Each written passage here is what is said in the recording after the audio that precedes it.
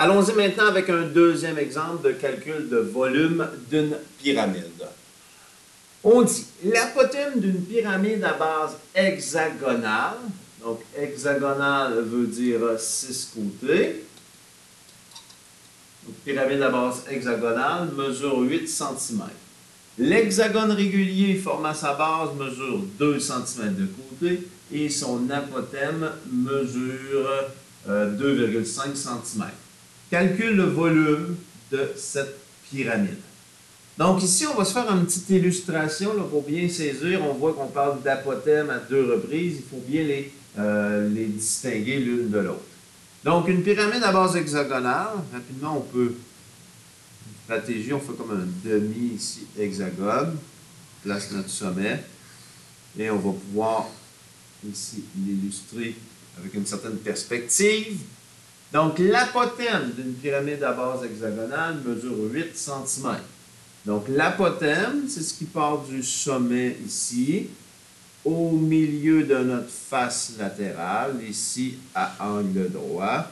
Ça, c'est l'apotème de la pyramide qui mesure, dans ce cas-ci, 8 cm. L'hexagone régulier formant sa base mesure 2 cm de côté. Donc, le côté ici, donc C vaut 2 cm. Là, à là ici. Donc, 2 cm de côté. Et l'apotème de l'hexagone, de la base, mesure 2,5 cm. L'apotème de la base, ici, j'aurais tendance à venir l'illustrer. Je vais prendre une autre couleur. Donc, on va venir l'illustrer en venant joindre ici le milieu du côté au milieu de ma base. Ça, c'est l'apotème, mais de la base, qui mesure 2,5 cm. Pourquoi je suis venu l'illustrer ici? Ben, parce que lorsqu'on va venir calculer justement le volume de ma pyramide, le volume, c'est l'aire de la base, fois la hauteur, divisé par 3. Pourquoi je suis venu l'illustrer comme ça, en reliant l'apotème de ma pyramide ici avec l'apotème de la base? C'est qu'on sait, on l'a vu précédemment lorsqu'on a décrit notre pyramide, que l'apotème de la base et l'apotème de la pyramide viennent former un triangle rectangle ici qui inclut justement la hauteur de ma pyramide. Et puisque cette hauteur-là entre dans le calcul de l'aire du volume, justement, ben, il va falloir la déterminer. Donc, ça ici forme un angle droit et c'est la hauteur de notre pyramide.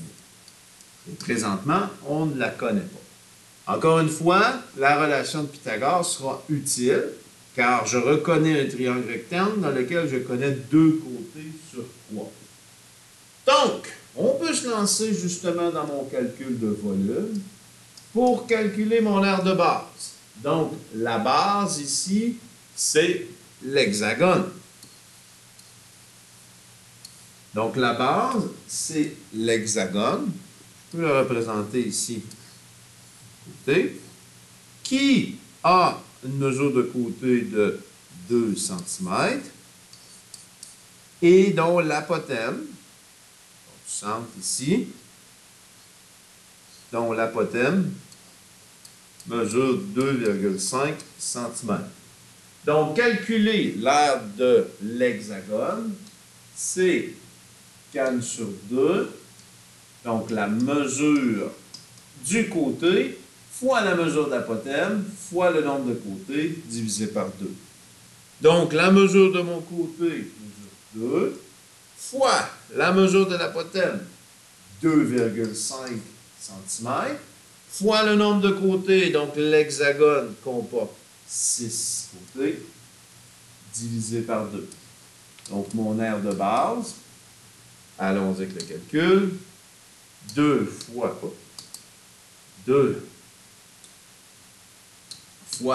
2,5 fois 6, et je divise par 2. Donc, 15 cm². pour l'aire de la base. Donc, cette valeur d'aire de base-là, je la ramène dans ma formule principale. 15 fois. Encore une fois, ici, la hauteur, on l'a dit tout à l'heure, elle est inconnue. Donc, on devra, par la relation de Pythagore, aller justement retrouver la hauteur de la pyramide. Donc, si j'illustre justement ce triangle rectangle-là, on a la hauteur qui est inconnue. On connaît l'apothème de base qui est 2,5 cm. Et on connaît l'hypoténuse de ce triangle rectangle-là, qui est l'apothème de la pyramide, qui mesure 8 cm. Donc, j'ai un triangle rectangle, je connais 2 côtés sur 3. La relation de Pythagore va nous permettre de trouver le troisième. Donc, j'identifie bien mes côtés, mes 2 cathètes. Donc, je vais placer A et B ici. Ça n'a pas d'importance, j'aurais pu inverser. L'important, c'est qu'en face de l'angle droit, c'est mon hypoténuse. Donc, mon A, je ne le connais pas, plus mon B, 2,5 au carré, est égal à 8 au carré. Je vais aller calculer les carrés. Donc, 2,5 au carré, ce qui me donne 6,25. 8 au carré, 64. Donc, je me mets dans le processus d'isolation de variables. Maintenant, je veux retrouver mon A carré en premier. Donc, je vais faire moins 6,25 pour annuler le plus 6,25 qui va donner 0. Donc, moins 6,25 aussi de l'autre côté de l'égalité. Donc, ici, ça s'annule. On a donc 6,64 moins 6,25. 57,75. A carré égale 57,75. Maintenant, pour éliminer l'exposant 2, l'opération inverse d'exposant 2, racine carrée. Racine carrée. Donc, j'applique la racine carrée de ma dernière réponse, 57,25. Pas 25, mais 75. Ce qui me donne 7,6 environ. Donc, A vaut environ 7,6 cm. Donc, la cathète ici, 7,6 cm, qui correspond aussi à ma hauteur sur ma pyramide. Donc, 7,6 cm ici et divisé par 3. Donc, le dernier calcul, fois 15 divisé 3, environ 38, si on arrondit à 2, je ne fais pas la virgule. Donc, le volume est environ